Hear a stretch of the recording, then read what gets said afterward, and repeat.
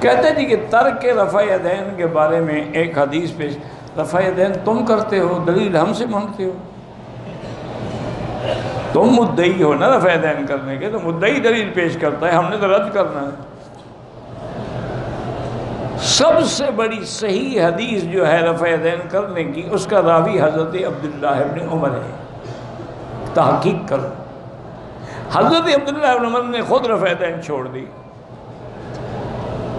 اس لیے محدثین نے یہی لکھا ہے کہ جب راوی حدیث خود عمل چھوڑ دے تو اس کا معنی ہے کہ وہ عمل ختم ہو چکا ہے۔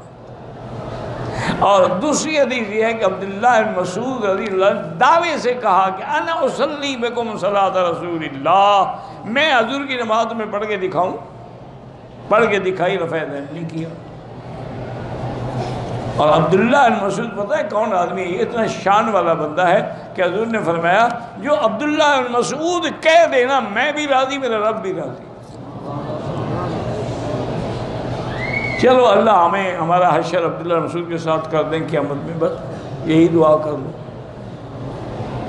باقی جو کرتے ہیں ہم تو اعتراض نہیں کرتے، یہ تو تم لوگوں کو تکلیف ہے، ہم تو نہیں کرتے ہیں۔ 10 جگہ تم کرتے ہو، 18 جگہ نہیں کرتے، یہ ایک حدیث تم بھی دکھا دو کہ 10 جگہ کرو، 18 جگہ نہ کرو۔ بحثیں نہ کیا کرو، جو کرتے ہیں اللہ قبول فرمائے، جو نہیں کرتے ہیں اللہ قبول فرمائے۔ حتیٰ کہ بڑے بڑے علماء، ابن القیم رحمۃ اللہ علیہ نے لکھا ہے کہ جیسے مسواک کے ساتھ نماز پڑھنے کا ثواب زیادہ ہوتا ہے، رفع یدین سے بھی اتنا ہوتا ہے، یعنی یہ نہیں کہ یہ فرض ہے یا واجب ہے۔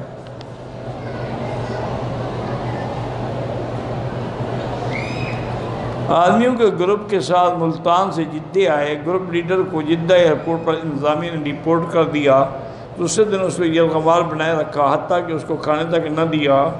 اب مسئلہ یہ ہے کہ لیڈر احرام کے حال میں نہیں آیا تھا، اس کو کپڑے بدلی کرا کے زبردستی حل کروائے بغیر واپس ملتان۔ جب وہ آیا ہی نہیں تھا احرام کے ساتھ تو اس کو احرام کا کیا کرنا تھا انہوں نے۔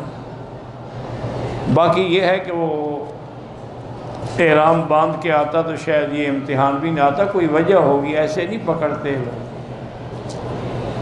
ایسے یہ نہیں ظلم کرتے کہ کسی کو پکڑ لیں، کوئی نہ کوئی اس کے سامان میں کوئی بلا ہوگی۔ کاروبار میں برکت کے لیے استغفار پڑھیں، ڈپٹی حاصل کرنے کے لیے وہی استغفار پڑھیں۔ میری بہن کی اولاد نہیں ہوتی ہے، سورۃ یوسف پڑھ کے دعا کیا کریں۔ زنا سے بچنے کے لیے کوئی ورد بتائیں، زیادہ سے زیادہ لا حول ولا قوت الا باللہ العلی العظیم۔ اور دوسرا، ان مواقع پر ان گلیوں میں بھی نہ جاؤ جہاں خطرہ ہو۔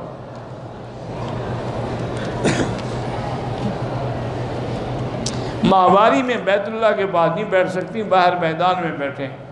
عمرے والوں کے لیے طواف الوداع ہوتا ہی نہیں۔ کاروبار میں برکت استغفار پڑھیں۔ باہر کے ملک میں میرے کاغذات پھنسے ہوئے، حسبنا اللہ و نعم الوکیل زیادہ پڑھو۔ میں نے کہا کہ اگر فلاں عورت سے میں نے نکاح کیا تو اس کو 3 طلاق، حنفی مسلک میں طلاق معلق بھی ہو جاتی ہے، باقی امہ کہتے ہیں کہ نہیں ہوتی، یہ قسم کا کفارہ دے دے۔ میرے ایک دوست نے نوکری کے لیے اپلائی کیا، حسبنا اللہ و نعم الوکیل۔ کہتے جی کہ گلشن اقبال رحیم یار خان میں آپ کے نام سے گھر مشہور ہے۔ وہ میری کوٹھی ہے بھائی، گھر کیوں مشہور ہے؟ وہ میرا گھر ہے، میرا رہتے نہیں تھے لیکن کوٹھی تو میری ہے۔ جب میں وہاں تھا تو جاتا تھا، آپ کے رہبے دی ہوئی ہے۔ عمرے کے بعد غسل کرنا کوئی ضروری نہیں۔ میری 2 بیٹی ہیں، اللہ پاک سب کو اولاد نرینہ بھی عطا فرمائیں۔ میرا شوہر ساتھ آیا ہے، اس نے عمرہ الگ کیا، میں نے الگ کیا۔ عمرہ تو ہو جائے گا لیکن پتہ نہیں کیوں ایسا ہوا۔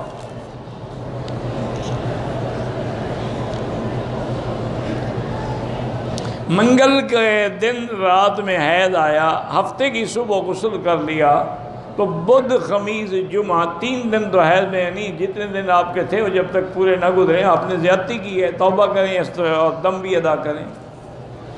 آپ کی عادت ہے 7 دن، تو 7 دن انتظار کرو۔ سجدہ تلاوت پڑھتے ہوئے سجدے میں چلے جاؤ جیسے باقی نماز کا سجدہ کرتے ہو، اللہ اکبر بس۔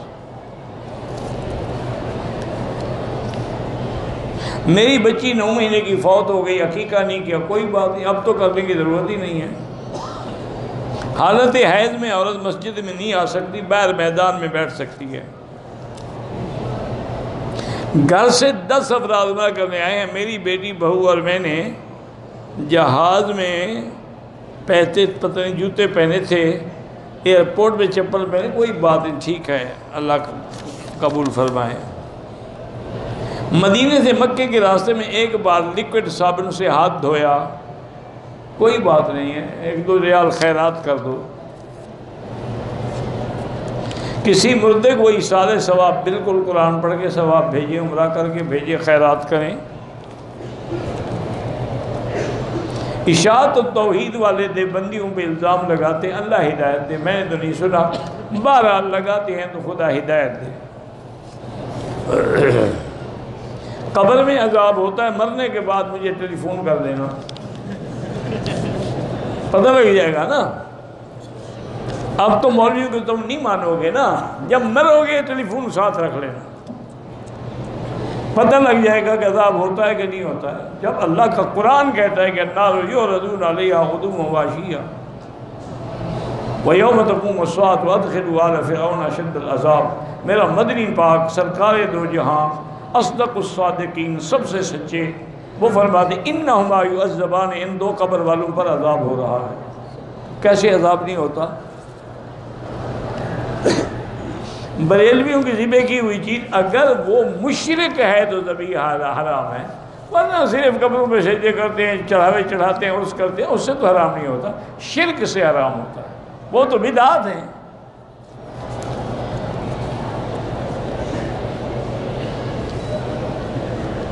اگر زیارات کے طائف یا جیرانہ سے گزریں، بہرحال طائف جائیں تو پھر تو احرام ضروری ہے، جیرانہ سے ضروری نہیں ہے۔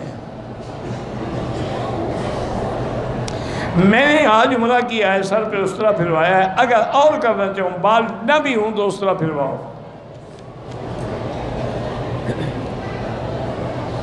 اگر عورت کو ماہواری ہو تو حرم کی دوسری منزل پہ وہ اندر ہی نہیں آ سکتے، دوسری منزل پہ کیسے چڑھ گئی؟ ہیلی کاپٹر سے اتری تھی اوپر سے، خدا کا خوف کرو۔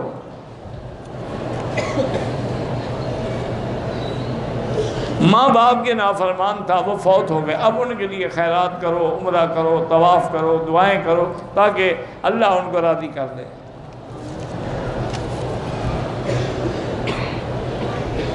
میری چچی کو برین ٹیومر ہے، اللہ شفا عطا فرمائے۔